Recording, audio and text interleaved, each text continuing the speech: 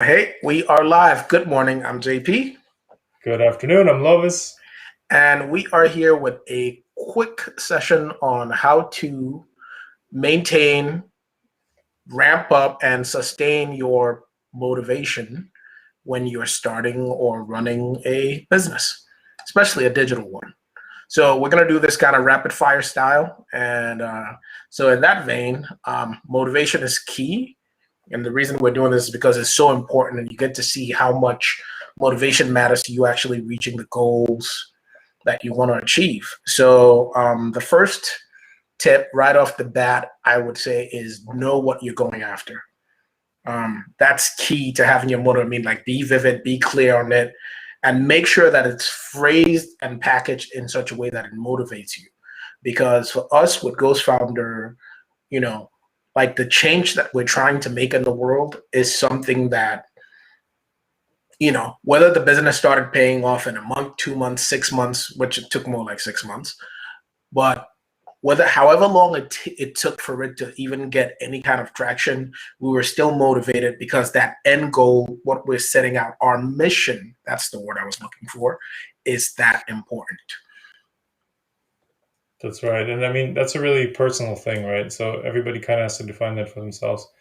And I think, yeah, where does motivation come from? So I'm kind of stepping back one more step even. For me, it's like purpose, right? So that's like the why, like why am I doing this? And I think exactly as JP said, like the more vividly you understand and you know what your purpose is in that, um, for me, for Ghost Founder, it's independence, right? I want to build a business that creates location independence that helps other people to achieve the same thing because that's really what I'm drawn to, like in my family, my friend circle. At the end of the night or the day, whatever, I always end up talking about the same stuff with them. It's like, ah, you got to do this, you got to go digital. Like you know, I help my family figuring this stuff out naturally. So I'm like, why don't I make a business out of that and just help a lot, try to help as many people as possible. And of course, gain the same benefits in the process, right? So yeah, that's my purpose. And then for me, from there, it becomes super easy to determine my mission, which is like the thing that JP just said. Um, and then I guess, what's the next step from there? Okay, so cool. Now you know your mission, you know why you're going after it. Then, typically the next thing is having from, and we'll make these all personal. For me, it's having almost boring steps, right? You have to have an activity that ends up being a lead measure. Now, the reason you have an activity that's a lead measure, and I know that word lead measure is probably a new word, but it's basically something that you do that shows you you're making progress towards what you want. And the more simple and the more repetitive and the more boring it is, the easier it is for you to like measure. So it's like show up to the gym 3 times a week. I went to the gym this morning. I rode on a stationary bike for 10 minutes and then I came back home, right? I didn't lift the building. I didn't squat. I didn't bench press. I didn't do any of that. I literally showed up, rode on a stationary bike, and then came back home, right? That's a lead measure, right? My lead measure is show up to the gym 3 times a week, right? It's boring. It's repetitive. I wake up, I get in the car, I get to the gym. I don't even have to do anything. I could literally walk back out. That's how boring and specific and simple it is. So if you have that, then I know already, like I'm 1/3 in on my weekly goal, right? Now I'm far from my fitness goal, but I'm 1/3 in on my lead measure of showing up to the gym. So I Right. would say that's another thing that sustains your motivation is that even when the things that are not in your control are there, if you're taking action and exercising your agency over the things that you do control, then that will help you sustain your motivation. Yeah, and that's I think really the key. So a lot of us know where we're trying to go, and then we end up procrastinating endlessly, right? And so I think, I mean, definitely procrastination is not the same as having, yes, as finding, like, sorry, battling procrastination is not the same as staying motivated. But a lot of times people are super motivated to get the stuff done to achieve the end result, But they end up procrastinating because they missed the step that JP just explained, breaking it down to like the almost boring, like senseless things that you need to do. And I just read a really cool quote. It was, by the yard, it's hard, but inch by inch, everything's a cinch. I so, like it. so that's kind of the key message, right? There's no big things. There's just a ton of small things repeated over and over.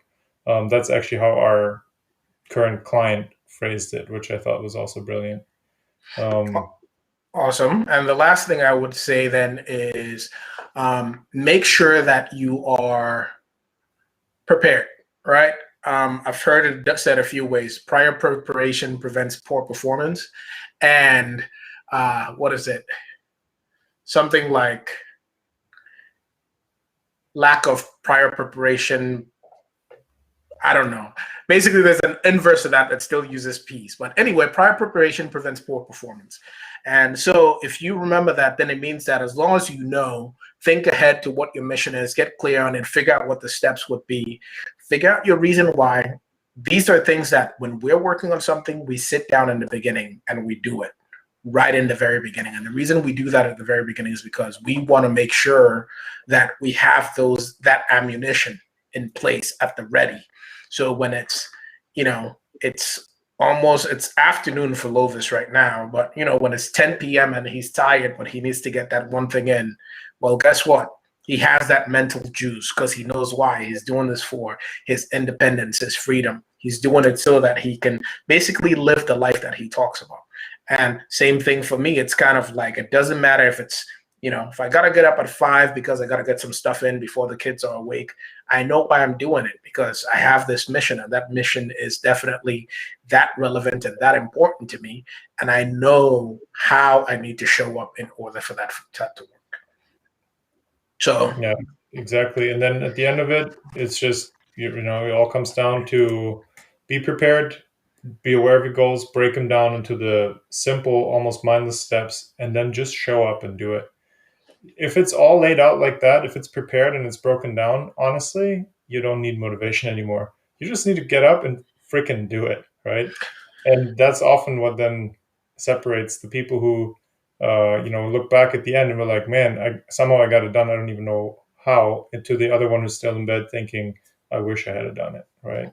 And the last pointer that I will make, and I'll see if we can make this the last note, is have somebody or have a team in your corner that is on the same line, focused on the same goal, aligned with the same mission as you, and trying to achieve the same objective. Because when you have that, then even on the days that you're not feeling it so much, you show up and you have teammates, people in your corner on the same journey that are trying to move with you. Now, if you're starting a digital business, you're trying to get something going, you have a service business, you're an expert and you're trying to launch your first digital product or get your digital product off the ground, or just get clear on what your your business process is when you're trying to make money online, then Ghost Founder can be that team in your corner, and that'll help your motivation go that much more as soon as you start seeing results. So reach out to us, follow us, and we'll see you soon. There you go. Bye.